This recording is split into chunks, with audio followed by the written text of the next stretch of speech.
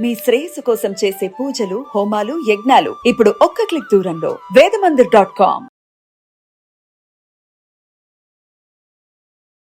నమస్కారం. సుమన్ టీవీకి స్వాగతం. శ్రీచక్రపీఠ వ్యవస్థాపకులు, ప్రముఖ జ్యోతిష్య శాస్త్ర పండితులు ప్రదీప్ జోషి గారు. గురుగారు నమస్కారం. శ్రీమాత్రే నమః. ఏకాదశి యొక్క ప్రత్యేకత. శాంతాకారం భుజగశయనం పద్మనాభం సురేశం విశ్వాధారం గగన సదృశం మేఘవర్ణం శుభాంగం లక్ష్మీకాంతం కమలనయనం యోగిభిర్హృద్యానగమ్యం వందే విష్ణుం భవభయహరం సర్వలోకైకనాథం. ఈ ఒక్క శ్లోకం అర్థం తెలుసుకుంటే విష్ణుతత్వం అంతా తెలుస్తుంది. అసలు చాలామందికి ఏకాదశి గురించి చాలామందికి తెలియదు. తెలిసిన వాళ్ళకి చెప్పండి, తెలియని వాళ్ళైతే వినండి. ఏకాదశి యొక్క గొప్పతనం ఏమిటి, ఎందుకు మనం ఏకాదశిని మనం చాలా ప్రాధాన్యంగా తీసుకున్నాం. 11వ రోజు ఇది. ప్రతి నెలలో 11వ రోజు అంటారు. ఈ 11వ రోజు చాలా ప్రధానమైనటువంటిది. ఏకాదశి అంటే ఏకతత్వములో ఏకాగ్రతతో ఉండవలసిన రోజు ఇది. ఈరోజు విష్ణు ఉపాసన చేయాలి. ఏకాదశి రోజు చేయవలసిన ఉపాసన విష్ణు ఉపాసన. తప్పకుండా ఏకాదశి రోజున విష్ణు సహస్రనామం చదవాలి. ఆహారము తినకూడదు, అన్నం తినకూడదు, మంచినీళ్ళు తాగొచ్చు, లేదా అది కూడా చేయాలి. నేను నా చిన్నప్పుడంతా కూడా నా 9వ ఏట నుంచి మొదలు 23వ ఏట వరకు నేను మంచినీళ్ళు తాగకుండానే ఏకాదశి ఉపాసనలు చేశాను. ఆ తర్వాత కొంచెం ఈ లౌకిక బుద్ధి, కొంచెం మందబుద్ధి ఎక్కువైపోయింది, మానేశాను. పర్లేదు, ఇప్పుడు కూడా పర్లేదు, మంచినీళ్ళు లేదా అటుకులు తినడం అనేది ఇప్పటివరకు అయితే చేస్తున్నాం. ఇప్పుడు మీకు నేను చెప్పేది ఏంటంటే ఏకాదశి రోజు ఉపవాసం చేయాలి. ఏకాదశి రోజు అన్నం తినకూడదు, ఏ ఆహారం తినకూడదు. తినకుండా ఉపవాసం చేయాలి. కష్టమవుతుంది, మొదలు కష్టమవుతుంది, కానీ ప్రాక్టీస్ చేస్తూ వెళ్ళారనుకోండి అలవాటు అయిపోతుంది, బాడీకి అలవాటు అయిపోతుంది. ఎందుకోసం అంటే ఏకాదశి చాలా గొప్పది. ఈ ఏకాదశి చేయటం వల్ల ఏం జరుగుతుందంటే మీకు మోక్ష సిద్ధి కలుగుతుంది. నెలలో ఒకరోజు మోక్ష సిద్ధి కలగవలసిన రోజు ఏకాదశి. అది కాకుండా మీరు ఏమీ తినకుండా ఉండడం వల్ల ఏం జరుగుతుందంటే మీ లివర్లో ఏవైతే టాక్సిన్స్ ఉంటాయో, లివర్లో ఏవైతే ఫ్యాట్స్ ఉంటాయో, ఈ ఒక్కరోజు మీరు తినకుండా ఉండడం వలన ఆ ఫ్యాట్ అంతా కూడా లివర్ వాడేసుకుంటుంది. అలాగే టాక్సిన్స్ అన్నీ కూడా రిమూవ్ అయిపోతాయి. ఇది సైంటిఫిక్గా కూడా మంచిది. ఏకాదశి యొక్క గొప్పతనం ఏమిటి? శ్రీ మహావిష్ణువు మెలకు ఉంటాడు. ఎప్పుడు? ఉత్తరాయణం అంతా మెలకు ఉంటాడు. ఉత్తరాయణం అంటే ఏంటి? ఉత్థాన ఏకాదశి అంటారు, దాన్ని వైకుంఠ ఏకాదశి అని అంటారు. సో ఆ వైకుంఠ ఏకాదశికి ఉత్తరాయణం ప్రారంభమవుతుంది, అంటే విష్ణు పరమాత్ముడు లేస్తాడు అని అంటారు, ధనుర్మాసం. అందుకే వైకుంఠ ఏకాదశికి అందరూ తిరుమలకి వెళుతూ ఉంటారు. సో వైకుంఠ ఏకాదశి ఏమిటంటే స్వామివారు లేస్తారనమాట. అక్కడికించి ఆ ఏకాదశి నుంచి స్వామివారు ఏం చేస్తారంటే లోకాలన్నింటినీ పరిరక్షిస్తారు. స్వామివారు ఒక్కోరే పరిరక్షిస్తారు లోకాలన్నింటినీ. దాన్ని ఏమంటారు? ఉత్తరాయణ కాలాన్ని ఆధాన కాలము అంటారు. ఆధానం అంటే ఏమిటంటే స్వీకరించడము. ఆ ఉత్తరాయణ కాలములో ఎవరెవరైతే కనుక తమ జీవితంలో పాపకర్మ నివృత్తి చేసుకోవాలనుకుంటారో వారందరూ కూడా ఉత్తరాయణంలో యజ్ఞయాగాది కర్మలు చేసుకోవాలి. పాపకర్మ నివృత్తి అంటే పూర్వజన్మలో చేసిన పాపాలు కానీ, ఇప్పుడు కాలసర్ప దోషాలు కానివ్వండి, ఇంకా గ్రహణ దోషాలు కానివ్వండి, ఏవైనా సరే పరిహారం చేసుకోవాలి అంటే ఉత్తరాయణ కాలంలో కర్మలు చేయాలి. అది కూడా కేవలము మాఘమాసం వరకే. మళ్ళీ మాఘమాసం తర్వాత మళ్ళీ పనికిరాదు. ఇంకా మళ్ళీ మాఘమాసం తర్వాత యజ్ఞాలు చేయడానికి పనికిరాదు. అంటే చిన్న చిన్న యజ్ఞాలు చేయొచ్చు, కానీ పెద్ద పెద్ద క్రతువులు చేయడానికి పనికిరాదు. ఆ సమయంలో ఏం చేస్తే విష్ణువు మన నుంచి మన యొక్క కర్మఫలాన్ని, మన యొక్క శక్తిని ఏదైతుందో, మనం ఏదైతే కనుక త్యజించాలనుకుంటామో, ఏదైతే వదలాలనుకుంటున్నామో వాటిని మొత్తం కూడా స్వీకరిస్తాడు విష్ణువు. స్వీకరించి ఏం చేస్తాడు?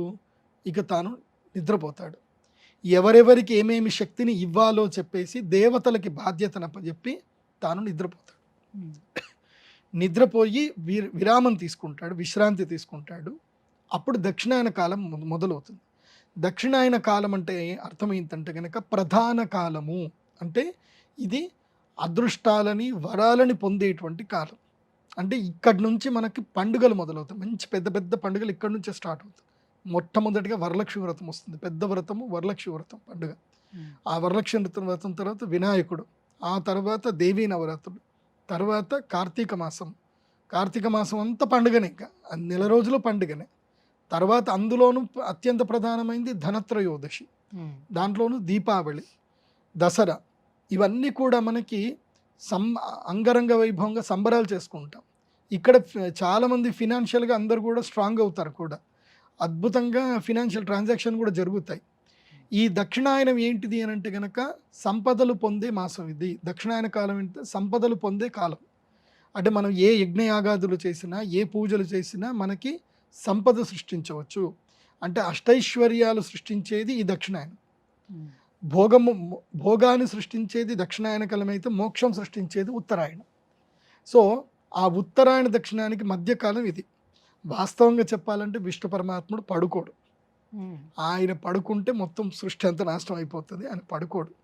ఇది మన భావన కోసం అని చెప్పి ఏకాదశి అని విష్ణు పరమాత్ముడు పడుకుంటాడు అని చెప్పి అంటారు తప్ప ఆయన పడుకోవడం లేవడం ఉండదు. ఆయన కళ్ళు మూస్తే ఈ ప్రపంచం అంతా కళ్ళు మూసినట్టే. ఈ ప్రపంచానికి అంధకారమే ఉంటుంది. ఆయన కళ్ళు మూయడు, ప్రపంచానికి అంధకారం వచ్చేస్తుంది.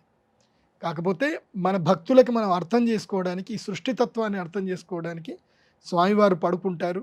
మనం యజ్ఞ యాగాది కర్మలు చేయాలి, ఉత్సవాలు చేయాలి. అప్పుడు దేవతలకి పరమశక్తి వస్తుంది. దేవతలు ఆ యజ్ఞ యాగాదులకు సందర్శించి వాళ్ళు మనల్ని వరాలిస్తారు అని చెప్పి చెప్తారు. అందుకే ధనత్రయోదశి దక్షిణాయనంలో చాలా కీలకమైంది. నేను ధనత్రయోదశి యాగం చేస్తాను కదా, వందల మంది వేల మంది వచ్చేస్తారు యాగానికి. ఎందుకోసం అంటే అది చాలా పవర్ఫుల్ ముహూర్తం. అది ఇటువైపు ఏమో ధనత్రయోదశి, ఇటువైపు ఏమో అక్షయ తృతీయ. ఈ రెండు కరెక్ట్ టైంలో వస్తాయి బ్యాలెన్స్గా. అక్షయ తృతీయ, ధనత్రయోదశి రెండు. సో అక్షయ తృతీయ రోజు యజ్ఞ యాగాదులు ఎవరైతే చేసినా వాళ్ళకి వరాలు వస్తాయి. ధనత్రయోదశి రోజు యజ్ఞ యాగాదులు చేసినా వాళ్ళకి వరాలు వస్తాయి. వరాలు ఇచ్చే రెండు సమయాలు ఇవి. వీటిని ఏమంటారు అంటే జయతిథులు అంటారు. తృతీయ జయతిథియే, త్రయోదశి జయతిథియే. అందుకే ఏకాదశి రోజున శ్రీ మహావిష్ణువుకి తప్పకుండా తులసీ దళములతో పూజ చేయాలి. తప్పకుండా విష్ణు సహస్రనామం చదవాలి. ఆషాఢ శుద్ధ ఏకాదశిని పెద్ద ఏకాదశి అని అంటారు. అందుకే ఆ పెద్ద ఏకాదశి రోజు ఉపవాసం ఉండాలి. కానీ చిన్నప్పటి నుంచి నేను చూస్తున్నది తెలంగాణ ప్రాంతంలో కానీ ఆంధ్రలో కానీ నేను చూస్తుంది ఏంటంటే, తొలి ఏకాదశి వస్తుంది అని అంటే ఒక 10 రోజుల ముందు నుంచి ఆడవాళ్ళందరూ కూడా కుంపటి పెట్టుకొని బియ్యపిండి తెచ్చుకొని దాన్ని నానబెట్టి చేసి వేండి మురుకులు, కుడుములు, అన్నీ చకినాలు అన్నీ రెడీ చేస్తారంట. ఎందుకోసం అంటే పెద్ద ఏకాదశి వస్తుంది కదండి. అంటే ఏకాదశి రోజు తినాలను మరి నాకు అర్థం కాదు, పెద్ద ఏకాదశి వస్తుంది అని చెప్పేసి అని పెట్టుకుంటారు. ఏకాదశి రోజు తినడానికి కాదు, అది పద్ధతే. నిజం చెప్పాలంటే అది పద్ధతే, కానీ ఏకాదశి తినడానికి కాదు. ఇది ఏం జరుగుతుంది అని అంటే చాతుర్మాస్య వ్రతం ప్రారంభమవుతుంది. చాతుర్మాస్య వ్రతంలో పెద్ద ఏకాదశి నుంచి నెల రోజుల వరకు శాఖావ్రతం ఉంటుంది. అంటే కూరగాయలు తినకూడదు, ఆకుకూరలు, పళ్ళు ఏవి తినకూడదు. సో కారం తినాలంటే ఏం తినాలి అని అంటే కేవలం ఇదే అన్నమాట.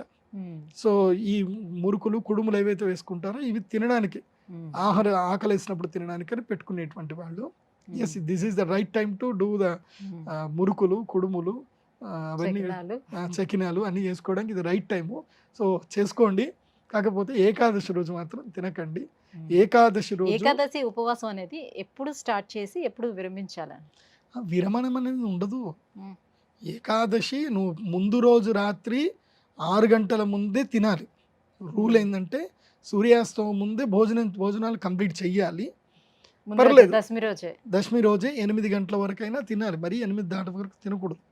సో 8 వరకు తినాలి. తిన్న తర్వాత నెక్స్ట్ డే ఇంకేం తినకూడదు. పొద్దున్న లేచినప్పటి నుంచి స్నానం చేసుకోవాలి. ద్వాదశి దీపాలు పెట్టుకొని ద్వాదశి ఉదయము సూర్యోదయ పూర్వము అంటే 5 గంటల నుంచి 6 గంటల మధ్యన భోజనం చేసేయాలి.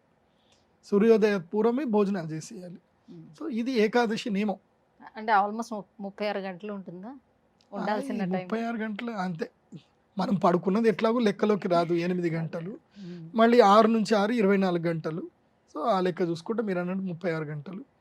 కానీ అది మంచిదే, ఉపవాసం ఉంటే మంచిది. విష్ణు ఉపాసన ఏకాదశి రోజు నేను చెప్పేది, మా ప్రేక్షకులందరికీ చెప్పేది ఏంటంటే, ఏకాదశి రోజున మీకు ఎంత పని ఉన్నా మీ అపార్ట్మెంట్లో వాళ్ళందరూ కూడా కలిసి ఒక రూల్ పెట్టుకొని కింద కూర్చొని ఒకళ్ళ ఇంట్లో కూర్చొని అందరూ కలిసి విష్ణు సహస్రనామం చదవండి. సామూహిక విష్ణు సహస్రనామము, అదేవిధంగా లలితా సహస్రనామం కూడా చదవండి. గురుగారు, ఏకాదశి యొక్క ప్రత్యేకత ఏంటి, ఎటువంటి నియమాలను పాటించాలి ఆ రోజు అనే విషయం తెలియజేసినందుకు ధన్యవాదాలండి. శ్రీమాత్రే.